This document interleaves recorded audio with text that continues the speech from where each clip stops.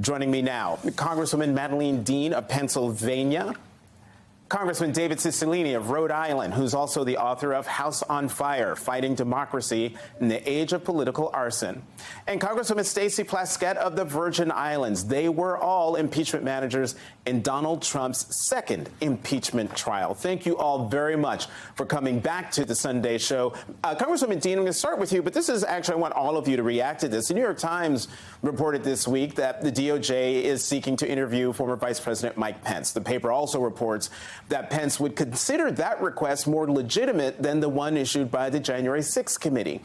Do you think Pence will finally come forward in that venue? I do. And of course, I have thought all along from the moment that January 6th happened that anybody who had any information about what happened on January the 6th should come forward. I don't understand the concern of the vice president. After all, he's now published a book about what happened to him on January the 6th. So I find it puzzling that he was hesitant at all to come before the House committee, but it would be the right thing to do. I think it's late. He should have been wanting to volunteer day one to say exactly what he knew. And Congressman Cicilline, I would love to get your thoughts on that as well. But as I mentioned, there's reporting that January 6 staffers are upset that Congresswoman Cheney is focusing too much on Trump. Is there any merit there, or should we think about Trumpism as being responsible for the insurrection just as much as Trump himself? Well, I think, first of all, Madeleine is absolutely right. The vice president, former vice president, should have already spoken to the January 6th committee. It appears as if he's prepared to speak to the Department of Justice. He really doesn't have a choice. It's an ongoing criminal investigation, so I hope he cooperates as he should. I think the January 6th committee has done an extraordinary job. I think they have two responsibilities. One, to make sure everyone who was involved in any way is held fully accountable, and that requires a detailing of everyone's participation. And two, to make recommendations to be sure it never happens again. I think we need to wait until that report is completed before we jump to conclusions about whether it will be too narrow or not. But I have a lot of confidence in the members of that committee. And in Congressman Plaskett, I would also love your thoughts on former Vice President Pence. But, you know, the insurrection is almost 2 years ago now. How worried are you the American people are growing resigned to the fact that Donald Trump seems to get away with everything and will get away with that? Well, I don't know if the American people, the American people, of course, lack patience, as all of us do in this day and age. But I think that we're seeing a progression of movement in many of the cases against Donald Trump. Of course, the January 6th committee, everyone was just astounded by the type of information and the evidence that was brought out by Republicans, by the committee this summer. And I think they're also going to be very confident and very pleased with the report in its final iteration.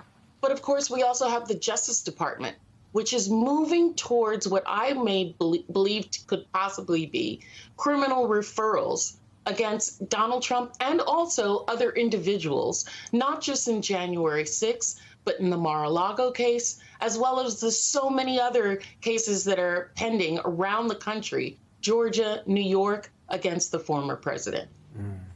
You know, Congressman Cicilline, one way that Congress could hold Donald Trump accountable is by taking action on a piece of legislation that you're pulling together. You sent a Dear Colleague letter earlier this month, basically trying to invoke the 14th, the Section 3 of the 14th Amendment that basically says anybody who's involved in an insurrection against the government should never hold public office again. Talk more about that.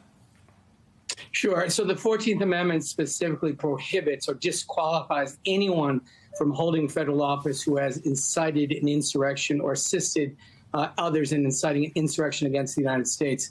We know there's overwhelming evidence that Donald Trump did exactly that. Section 5 of the 14th Amendment specifically authorizes Congress to pass legislation to enforce that provision. So we took an oath to the Constitution of the United States.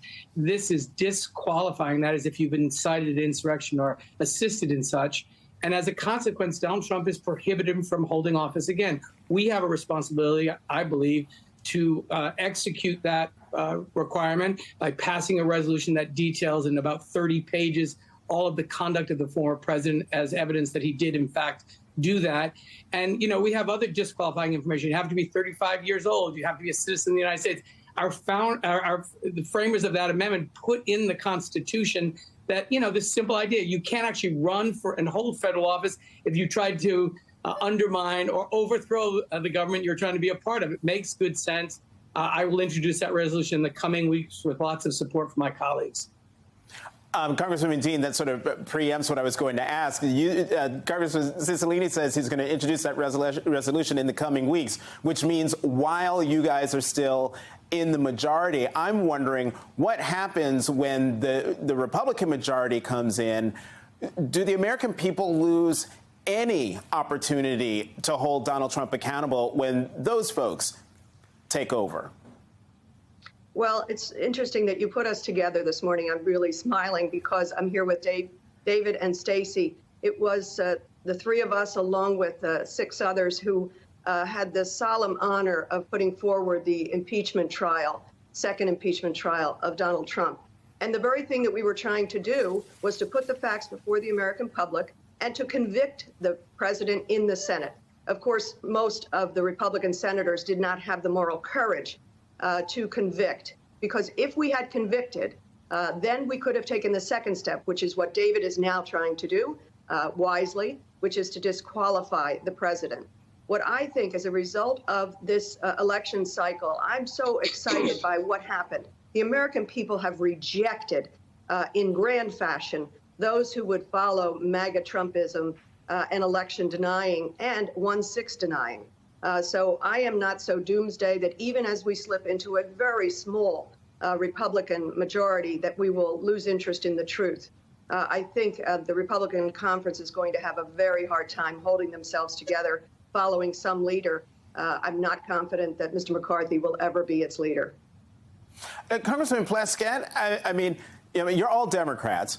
And so, I mean, I don't know how much insight you have into the Republican conference, but to Congresswoman Dean's point, I mean, anyone who watches this show knows I am not convinced that Kevin McCarthy will be the next Speaker of the House.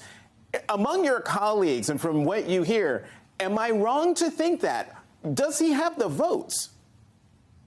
Yeah, well, presently, of course, he does not have the votes, but we've seen people not have votes and be able to extract votes after giving a pound of flesh to other individuals for that vote. And that's exactly what Kevin McCarthy is doing at this time as we're speaking, I'm sure, is talking to those 5 individuals who represent a faction of his party who are ready to burn down the entire system. And so we'll see. There are other people, I'm sure, waiting in the wings, dark horses that are coming about. Discussions of Elise Stefanik, of Steve Scalise, and others, I'm sure, Jim Jordan, God forbid, who think that they should also be the speaker. And so we'll see what happens. But, going back to what you said with regard to the disqualification, I think that this is great to put people on the line as to where they stand. And I'm so grateful that my colleague Dave is putting this forward. And it will have resonate in the House. But remember that when Madeleine Dean talked about the second vote in the impeachment, which was for disqualification, I talked with a number of Republicans. I'd worked for Republican members before becoming a member of Congress, and spoke with quite a number of Republican senators during the trial and reminded them that, listen, if you vote for conviction, we only need a majority of the Senate to vote for disqualification.